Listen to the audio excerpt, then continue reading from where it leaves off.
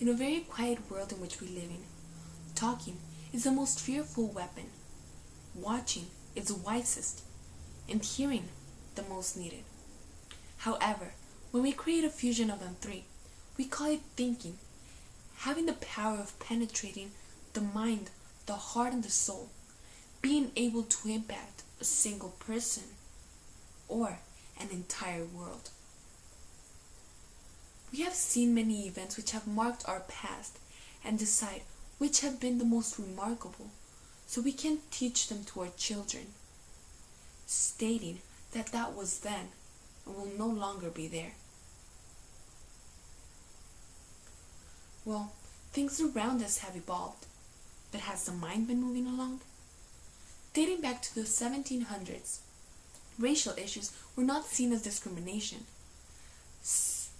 such as South Carolina passing a law requiring enslaved people to wear clothing which identified them as slaves.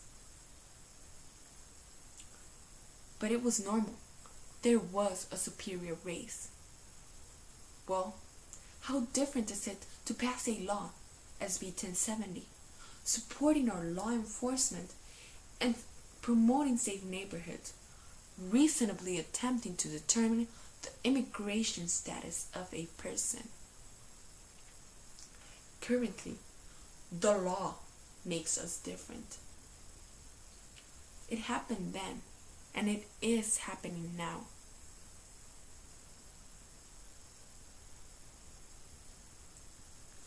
We have discovered a new world. It's ours now. Bring more people to work our land, but don't let them take it from us. Oh, this was yours? Here are $50 million, and everything's fine.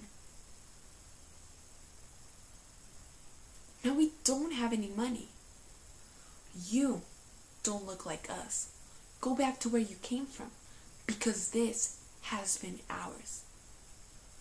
It would seem as if we had learned the lessons from our past in order for us to stop the cyclical pattern which continues to present in our history.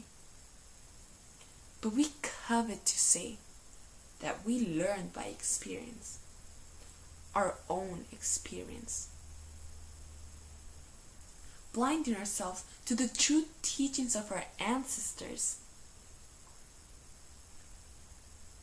creating random prejudices from mistaken beliefs which are not based on our past. Rodney King, Kelly Thomas, Christian Tejon, KIARA Gonzalez, victims of racial profiling. The Spalding and Carey case, two police officers bullying Latinos. Were these aggressors aware of what happened 300 years ago? But this leads to greater doubt. At which point of our history was the racial profile established? Because we can go back and determine of whom we shall truly be afraid of. But that is not what this is about. It is not about a quizzing through a situation, just adding gibberish to our knowledge of hatred towards a certain cause, and to our own minds.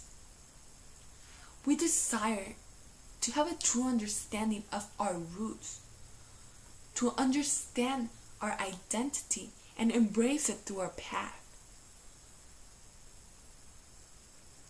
Having learned by their experience, preparing us for what is to come. I covet a deeper understanding of my own identity, and of why does my culture keep carrying an oppressive mindset even when we're no longer attached to physical chains, but are usually attached to those we have created upon ourselves.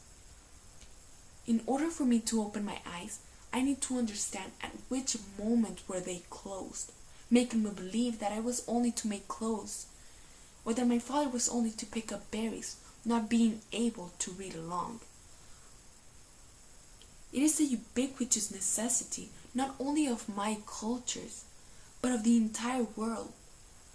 which would force an entire nation to progress into a maturity of love, to their own culture, to other people's lifestyles, and to their own selves, making them aware of the impact the surroundings had on their ancestors and of the chains that had been kept within their heads but are no longer there. Thank you.